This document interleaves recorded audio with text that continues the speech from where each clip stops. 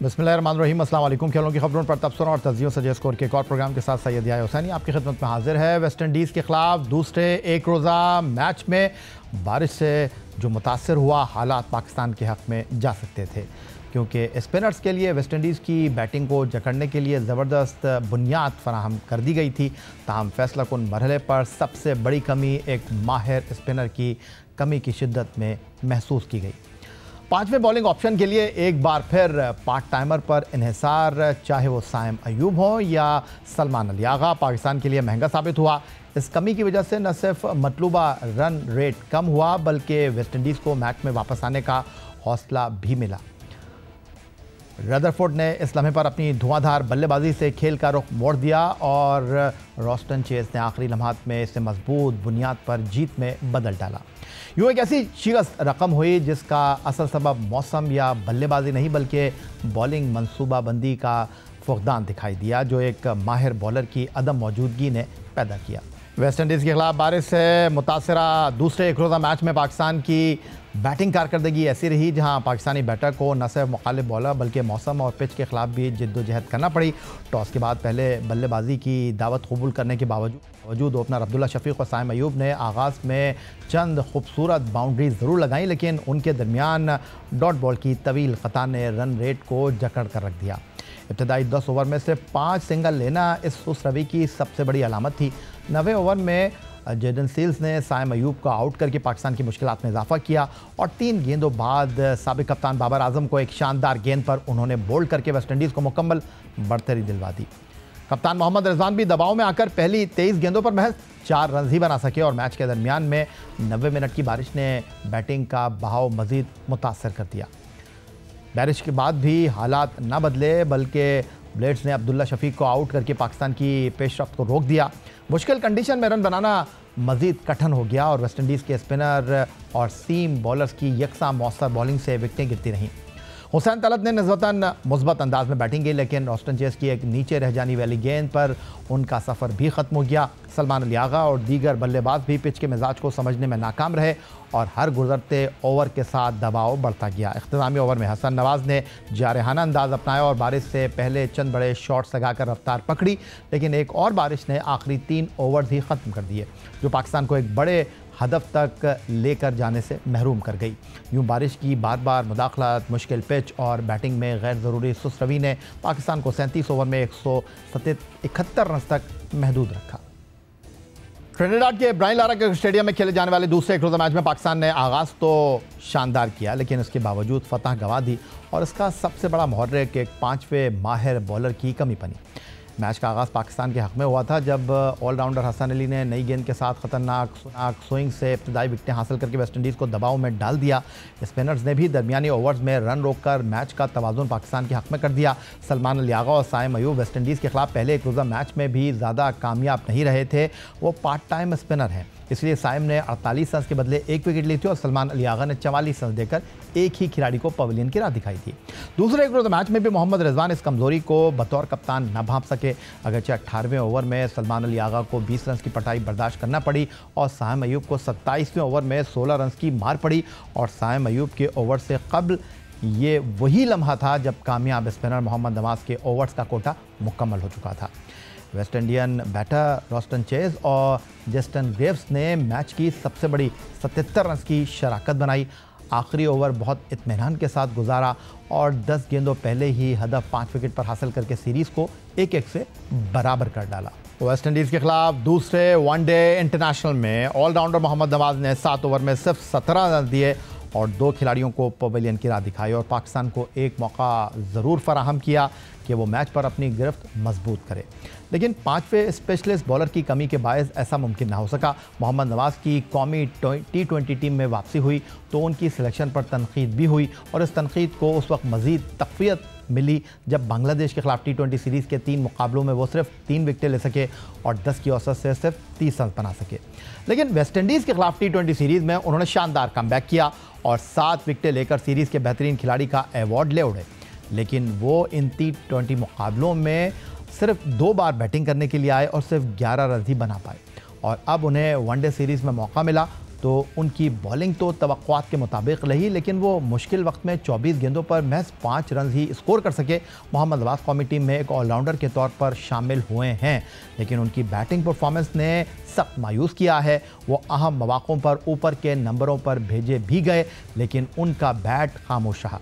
अब सवाल ज़रूर ये उभर रहा है कि अगर मोहम्मद नवाज बैटिंग में परफॉर्म करने में नाकाम हैं तो वेस्टइंडीज़ की स्पिन पिचेस पर और अबरार अहमद के साथ सुफियान मुकीम को शामिल करना सूदमंद नहीं होगा, क्योंकि सुफियान मुकीम अपने इकॉनमी से वाज़ेह फ़र्क पैदा करते हैं। पाकिस्तान टी20 टीम के कप्तान ऑलराउंडर सलमान अली आगा की क़यादत में पाकिस्तान को बांग्लादेश के हाथों पहली मरतबा नाकामी का सामना करना पड़ा और ग्रीन शर्ट वेस्ट इंडीज़ के खिलाफ फतह हासिल करने में कामयाब रहे।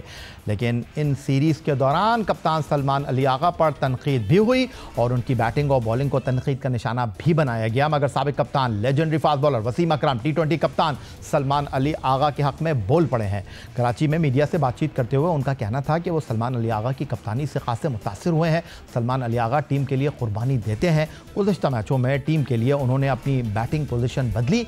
जब कप्तान टीम का सोचता है तो उसका खिलाड़ी अच्छा असर लेता है। इम्प्रेस्ड लीडर है, सेक्रीफाइस करता है, वो पता लग जाता है टीम को लीडर सेक्रीफाइस करे। छोटा सा एग्जांपल है, एक मैच में उसने अपना नंबर 8 पे ले आया। ये छोटी छोटी चीजें हैं जो टीम पिक करती है। And well done to him, I think he will do well. Programme में वक्त हुआ एक ब्रेक का। ब्रेक से वापस लौटेंगे तो हमारे साथ मौजूद होंगे 1987 बेंगलोर टेस्ट मैच के हीरो तौसीफ अहमद। उनसे पाकिस्तान की स्पिन बॉलिंग पर कुछ बातचीत करेंगे। वेस्टइंडीज़ के खिलाफ वनडे सीरीज मुकम्मल होने के बाद पाकिस्तान क्रिकेट टीम ने मुत्तहिदा अरब अमारात में 3 मुल्की टूर्नामेंट खेलना है, जिसके बाद एशिया कप 2025 का इनेकाद होगा, जो T20 फॉर्मेट पर खेला जाएगा। पाकिस्तान क्रिकेट टीम की कारकर्दगी, स्पिनर्स और सिलेक्शन पर गुफ्तगू करने के लिए हमारे साथ वीडियो लिंक पर मौजूद हैं कौमी सिलेक्शन कमेटी के साबिक सरबराह, साबिक test off spinner Tauseef Ahmed साहब, जिन्होंने पाकिस्तान क्रिकेट में अपना किरदार निभाया और अब हमारे साथ गुफ्तगू करने के लिए मौजूद हैं। तौसीफ अहमद साहब, आपको खुशामदीद कहेंगे। एशिया कप और 3 मुल्की टूर्नामेंट UAE की सरजमीन पर खेला जाना है और यहाँ पाकिस्तान टीम को स्पेशलिस्ट स्पिनर की ज़रूरत पड़ेगी। आप ख़ुद भी तवील अरसे तक शारजा में रहे हैं। 3 मुल्की टूर्नामेंट शारजा में मुनक़्क़िद होना है। पहले इस पर सवाल कर लेता हूँ। इस इवेंट में पाकिस्तान को 2 मैचों में अफ़गानिस्तान क्रिकेट टीम का चैलेंज दरपेश है और उम्मीद है कि फ़ाइनल भी अफ़गानिस्तान और पाकिस्तान टीम के दरमियान ही खेला जाएगा। हमें स्पिनर्स की ज़रूरत तो होगी, लेकिन अफ़गानिस्तान के स्पिन और बॉलिंग अटैक को देखते हुए पाकिस्तानी बल्लेबाजों को क्या चैलेंज आपकी नज़र में दरपेश होगा? ये बिल्कुल आपने ठीक कहा, लेकिन हो ये रहा था कि मेरा ख्याल कॉम्बिनेशन में थोड़ा प्रॉब्लम आ रहा था। हम इसको इस तरह भी कह सकते हैं कि वो जो आपका माइक हैसन आया है वो अपने तौर पर टीम को देखना चाहता है और कॉम्बिनेशन बनाना चाहता है, जो कि मैं देख रहा हूँ कि वो ज़्यादातर ऑलराउंडर्स को बहुत ज़्यादा तरजीह दे रहा है। और ठीक है, उसकी अपनी वो ज़रूर है, बट उसको जो भी लोग हैं उसको बताना चाहिए कि एशिया में थोड़े से स्पिनर की हमें ज़रूरत पड़ेगी। 8-9 नंबर तक आप बैटिंग लेके जाते हो तो इसका यूज़ मुझे कुछ नज़र नहीं आता। और 5 बॉलर्स रखें, उसमें स्पिनर यस बिल्कुल होना चाहिए। अबरार को आप साथ लेके चल ज़रूर रहे हो, मगर उसको चांस नहीं दे रहे, क्योंकि इन जगहों पे यही लोग काम आएंगे। सुफियान ने बहुत ही उम्दा बॉलिंग की। फिर नवाज़ की आप बात करें, वो आए ज़रूर जैसे भी आए, लेकिन ज़ाहिर है उन्होंने परफॉर्मेंस दी। और मेरा ख्याल है कि जिन जगहों पे मैच होना है यहाँ स्पिनर की बहुत ज़रूरत पड़ेगी। तौसीफ अहमद साहब, मिस्ट्री स्पिनर अबरार अहमद, जिनके बारे में हर कोई गुफ्तगू कर रहा है कि उन्हें प्लेइंग 11 का लाजमी हिस्सा होना चाहिए, लेकिन वेस्ट इंडीज़ के खिलाफ T20 सीरीज़ में हमने अबरार को बेंच पर बैठा कर रखा। पहले वनडे में उन्हें मौका मिल नहीं सका। आप ख़ुद भी पाकिस्तान टीम के लिए तवील अरसे तक खेले, सिलेक्शन कमेटी में भी आपने अपना किरदार निभाया। आपको अबरार अहमद पर टीम मैनेजमेंट की क्या सोच नज़र आ रही है? क्या उन्हें प्लेइंग 11 में शामिल ना करना, जवाब यह है कि वो अच्छी बैटिंग नहीं कर सकते, या अबरार अहमद पर मैनेजमेंट का एतमाद नहीं है? लेकिन अगर ये बात होती तो वो टीम में भी नहीं होते फिर। जी डेफिनेटली चैलेंज तो है, लेकिन बात वहीं आन के खड़ी होती है कि आप जिस तरह की बैटिंग खिला रहे हैं, जाहिर है आपको कमज़ोर बैटिंग दिखाई दे रही है, इसलिए आप बैटिंग बढ़ा रहे हैं और बॉलिंग कम कर रहे हैं। तो मेरे हिसाब से तो आप जाहिर है अफ़गानिस्तान से आप खेल रहे हैं, उनकी हमने बॉलिंग देखी है अपनी जगह, बट ऐसी बॉलिंग नहीं है कि आप उनको ना खेल पाएँ, मेरा ख्याल है। लेकिन उनका भी इन्हिसार जो होता है वो स्पिनर्स पे बहुत ज़्यादा होता है। उनके एक आध दो फास्ट बॉलर्स हैं, वो करते ज़रूर हैं, बट वो भी फोकस उनका जो होता है वो पक्का उस पर ही होता है, स्पिनर्स पे। तो आई थिंक मेरा ख्याल है कि हमारी बैटिंग बज़ाहिर हमें बहुत अच्छी मिल रही है, और फिर हमें हसन जो मिल गए हैं वो ज़बरदस्त प्लेयर हैं, और हमें ज़रूरत भी यही थी कि हमें फिनिश करने वाला होना चाहिए। हम अगर आगे के मैच भी ये भी देखें इसमें, तो हमें फिनिश करने वाला प्लेयर चाहिए। तो हमें एक दो फिनिश वाले हमें नज़र आ गए यहाँ पर। तो जैसे जैसे खेल होगा, छक्के मारने वाले बाद में ऊपर से जो अच्छी अगर पार्टनरशिप लग गई, तो आई थिंक मेरा ख्याल, मुझे तो बहुत उम्मीद है कि पाकिस्तान जो है इस वक्त एक शोबे में तो बैटिंग में मुझे तगड़ा वैसे नज़र आ रहा है, बट जब अच्छी टीमों के ख़िलाफ़ जाएंगे फिर हमें देखना पड़ेगा। लेकिन स्पिनर्स को भी बहुत ही अच्छा खेल सकते हैं, बट हमें बॉलिंग का थोड़ा देखना पड़ेगा। कल भी हमें जो वेस्ट इंडीज़ के ख़िलाफ़ हमें जो है ना प्रॉब्लम हुई है, फास्ट बॉलर्स को मार पड़ी है, स्पिनर्स एक बॉलर कम खिलाया है एक्चुअली। अच्छा तौसीफ अहमद साहब, इस साल हमने चैंपियंस ट्रॉफी 2025 खेली, जिस पर इन सवालात ने जन्म लिया कि टीम में स्पिनर्स को होना चाहिए था। अब हम यूएई में 3 मुल्क की टूर्नामेंट शारजा में और एशिया कप दुबई और अबू धाबी में खेलने जा रहे हैं, और ये बड़ी अच्छी बात है कि पाकिस्तान के पास बड़ी तादाद में स्पिनर्स मौजूद हैं। तो इस तनाजुर में आप पाकिस्तान के स्पिन बॉलिंग अटैक पर क्या कहना चाहेंगे? आप बिल्कुल सही कहा आपने, आप अगर लेके फिर, लेकिन बात वही है कि अगर इनकी कोई ऐसी स्ट्रेटजी हमें नज़र आ रही हो कि चलें किसी जगह पे ये उसको इस्तेमाल करना चाहते हैं, मगर इस्तेमाल करने से पहले उसको चांस तो दें, और कहाँ इस्तेमाल करेंगे अब ये हमें देखना है। साथ लेके ज़रूर जा रहे हैं आप उसको, लेकिन मेरे ख्याल से उनकी जगह जो है वो 11 में बनती है, और जिन जगहों पे मैच होंगे यकीनी तौर पे आप क्यों इतनी बैटिंग बढ़ाए जा रहे हो? आपकी बैटिंग अच्छी है उसमें, तो आप 5 बॉलर अपने पक्के रखो, तो आप 3 बॉलर, जबकि आपकी फास्ट बॉलिंग को भी मैं तो समझ रहा हूँ कि मार पड़ रही है उस लिहाज से देखी जाए तो इस हिसाब से आपको अबरार को यूज़ करना चाहिए। मंतख समझ नहीं आ रही, लेकिन हो सकता है भाई जिस तरह जो एहसन जो है वो अपने स्ट्रेटजी बना रहे हैं, लेकिन पहले भी ऐसा कर चुके हैं, ये उसको नहीं खिला रहे थे बीच में। तो टीम के लिए मेरी अपनी थिंकिंग ये है कि उसको यकीनी तौर पर खिलाना चाहिए आगे मैचों में, ताकि उसको कॉन्फिडेंस भी आए। अच्छा, हम अब वेस्ट इंडीज़ के बाद यूएई जा रहे हैं, और बैक टू बैक 2 टूर्नामेंट हैं। हम अभी मोहम्मद नवाज से जो काम ले रहे हैं, उन्होंने वेस्ट इंडीज़ के ख़िलाफ़ अपनी बॉलिंग से तो मुतासर किया है, और T20 सीरीज़ में सीरीज़ के बेहतरीन खिलाड़ी भी बने हैं। दूसरी जानिब फ़हीम अशरफ को हमने बांग्लादेश के ख़िलाफ़ दूसरे T20 मैच में देखा कि वो बहुत उम्दा खेले, और बॉलिंग में भी उन्होंने अच्छे ओवर किए। तो क्या आप मेरी इस बात से इत्तेफाक करेंगे कि जो काम हम मोहम्मद नवाज से बतौर ऑलराउंडर लेने जा रहे हैं, क्या वो ये ज़िम्मेदारी हम फ़हीम अशरफ के कंधों पर नहीं रख सकते? आपको नहीं लग सकता कि ज़्यादा अच्छी तरह वो इस ज़िम्मेदारी को निभा सकते हैं, और इस सूरत में अबरार अहमद प्लेइंग 11 का हिस्सा बनने के अहल बन सकते हैं? मुझे ऐसा लग नहीं रहा कि ये इतना कॉन्फिडेंट हैं उसके ऊपर, क्योंकि मार भी पड़ती ज़रूर है अपनी जगह है, और मुझे लग रहा है उसकी बैटिंग ऑर्डर को भी, फ़हीम की बात कर रहा हूँ कि फ़हीम की बैटिंग ऑर्डर को भी आप थोड़ा सा कुछ मैचों में आपने रिलैक्स किया, नीचे कर दिया उसको, जबकि वो तो हिटिंग करने वाला प्लेयर है। और फिर नवाज़ का जहाँ तक ताल्लुक है, ठीक है आप नवाज़ को लाएं, यहाँ भी आपको नवाज़ को खिलाना चाहिए था अगर आप देखते हैं। और मुझे फील ऐसा हो रहा है कि अब अगर ये अबरार को नहीं खिलाएंगे तो उसके बाद नवाज़ पे खुरा खुलेगा यहाँ पर आनकर यूएई में, और एक बैट्समैन कम करके ये स्पिनर जिसकी बातें हम कर रहे हैं कि होना चाहिए 5वां बॉलर, तो ये मुझे ऐसा लग रहा है ऑलराउंडर की उसमें जो है नवाज़ को लेके आएंगे तो वो कॉम्बिनेशन बनाए। अभी ये सोच के मैं खामोश हो रहा हूँ इस वक्त, और ये भी कि हो सकता है ये अपने कॉम्बिनेशन को जो है थोड़ा सा चेक कर रहे हैं, और नतीजा जब आएगा और जब एक अच्छी 15-16 की टीम बनाएंगे ये, तो हम देखेंगे कि क्या कॉम्बिनेशन है। पीछे तो बहुत गलतियां की हैं कि यूएई में इतना बड़ा इवेंट था और आप स्पिनर लेके नहीं गए, दुनिया स्पिनर खिला रही थी।